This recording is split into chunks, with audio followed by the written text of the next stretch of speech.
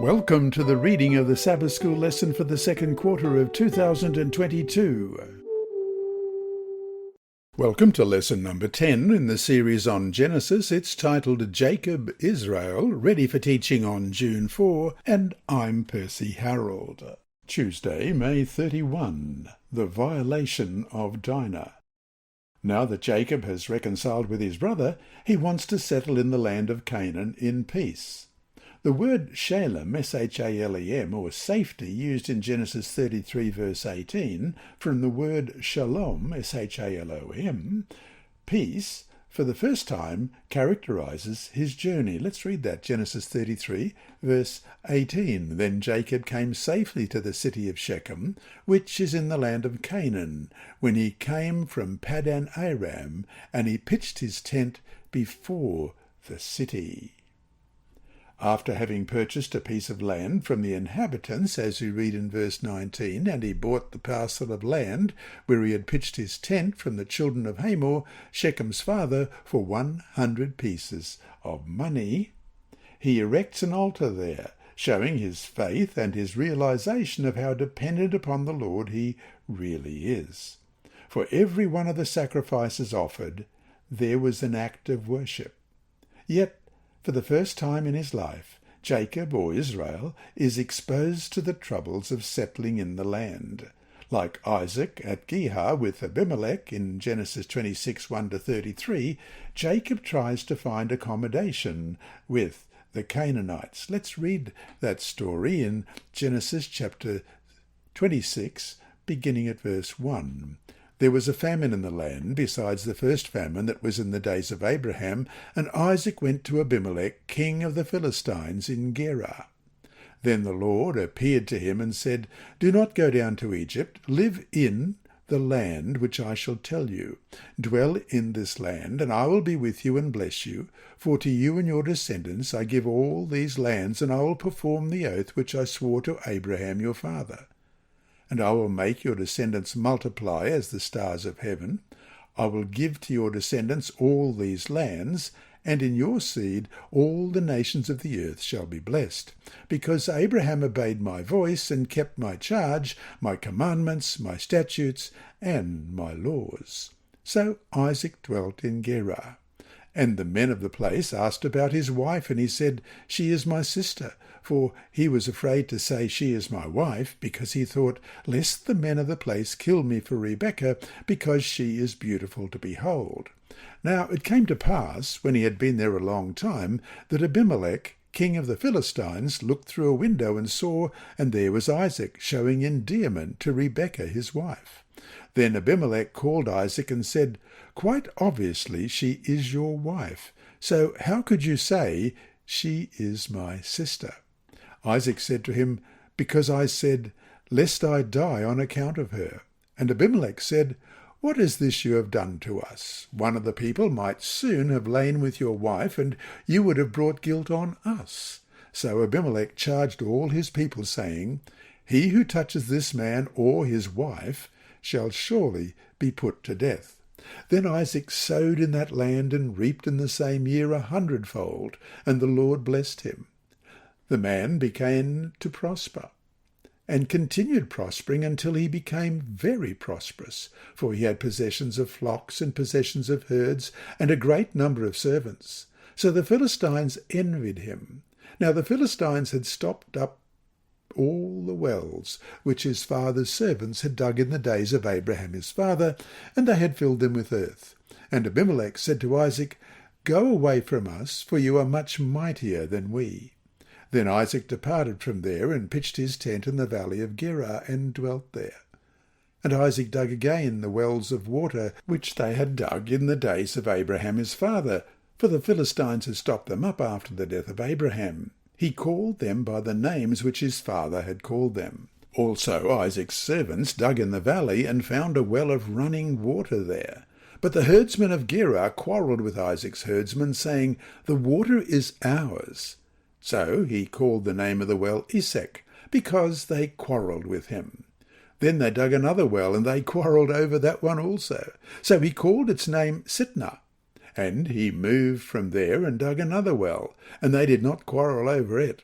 So he called its name Rehoboth, because he said, "For now the Lord has made room for us, and we shall be beautiful in the land." Then he went up from there to Beersheba. And the Lord appeared to him the same night and said, "I am the God of your father Abraham. Do not fear, for I am with you. I will bless you and multiply your descendants for my servant Abraham's sake." So he built an altar there and called on the name of the Lord, and he pitched his tent there, and there Isaac's servants dug a well.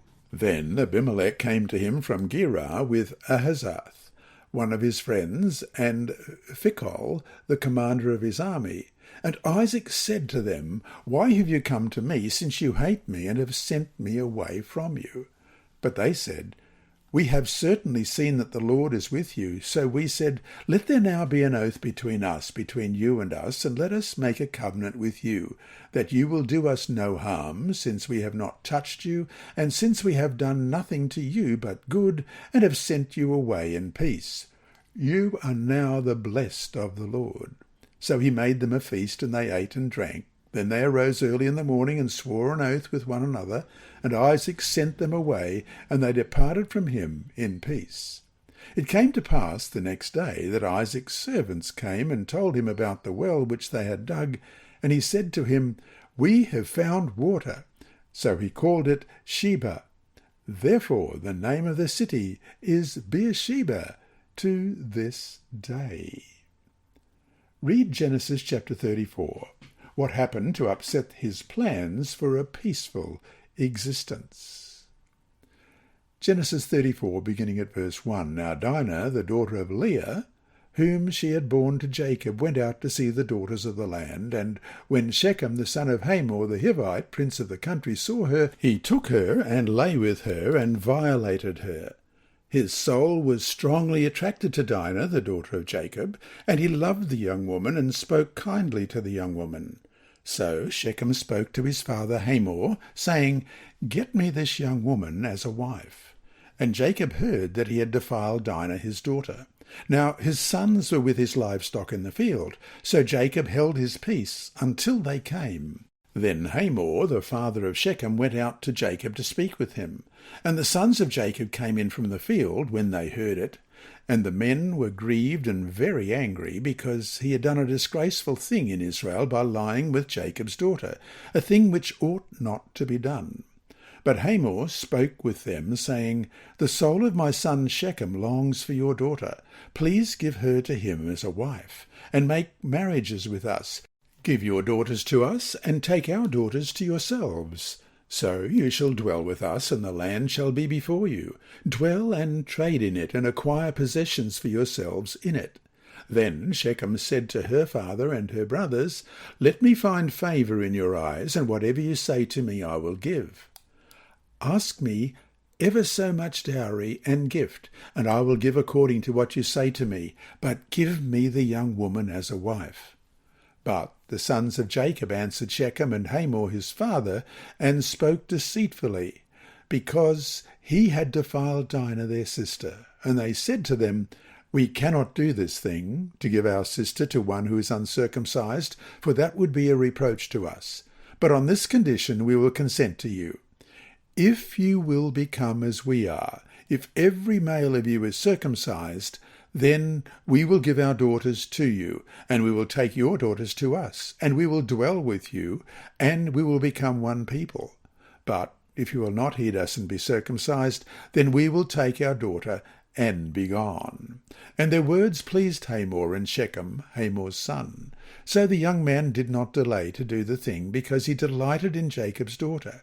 He was more honourable than all the household of his father.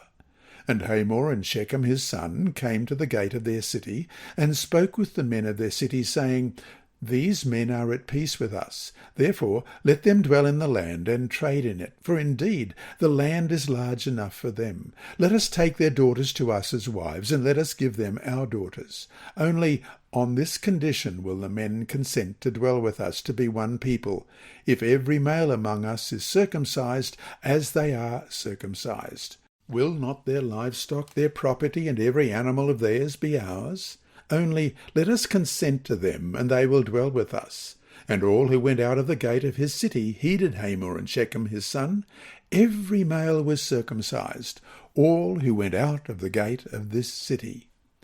Now it came to pass on the third day, when they were in pain, that two of the sons of Jacob, Simeon and Levi, Dinah's brothers, each took his sword and came boldly upon the city and killed all the males. And they killed Hamor and Shechem his son with the edge of the sword, and took Dinah from Shechem's house and went out.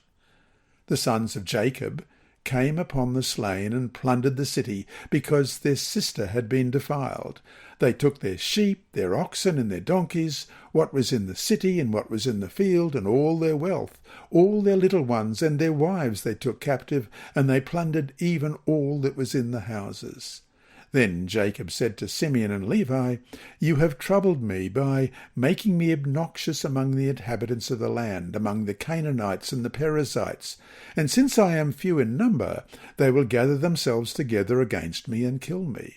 I shall be destroyed, my household and I." But they said, "Should he treat our sister like a harlot?"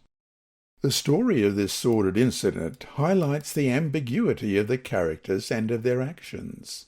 The sensual Shechem, who violates Dinah, also is characterized as sincere and loving Dinah, and he wants to try to make amends. He is even willing to undergo the covenant rite of circumcision. Meanwhile, Simeon and Levi, who present themselves as the defenders of God and his commandments, and who resist intermarriage with the Canaanites, resort to lies and deception in verse 13, and are ready to kill and plunder. We read in Leviticus 19:29, "Do not prostitute your daughter to cause her to be a harlot, lest the land fall into harlotry and the land become full of wickedness." And then Genesis 34, verses 25 to 27. "Now it came to pass on the third day, when they were in pain, that two of the sons of Jacob, Simeon and Levi, Dinah's brothers, each took his sword and came boldly upon the city and killed all the males. And they killed Hamor and Shechem his son with the edge of the sword, and took Dinah from Shechem's house and went out. The sons of Jacob came upon the slain and plundered the city, because their sister had been defiled." Their actions were not only reprehensible. Why not punish the one man who had done it, but also had the potential to cause many more problems? As for Jacob, he only is concerned with peace. When the rape of his daughter is reported to him, he does not say anything, as we read in verse 5, "And Jacob heard that he had defiled Dinah his daughter. Now his sons were with his livestock in the field, so Jacob held his peace until they came." However, after he hears about what his sons have done, he openly chides them because of what could follow. In verse 30, "You have troubled me by making me obnoxious among the inhabitants of the land, among the Canaanites and the Perizzites, and since I am few in number, they will gather themselves together against me and kill me. I shall be destroyed, my household and I." And so to finish the day, again and again we see deceit and deception, as well as acts of kindness and grace in these accounts. What does this tell us about human nature? This lesson was read by Dr. Percy Harrold for Christian Services for the Blind. Sponsored by the Sabbath School Department and distributed through Hope Channel Australia, this podcast is also redistributed by Hope Channel Germany, Christian Record Services for the Blind, and It Is Written. It is also available on SoundCloud and through multiple podcast distributors, including Apple iTunes. Remember, God is always faithful.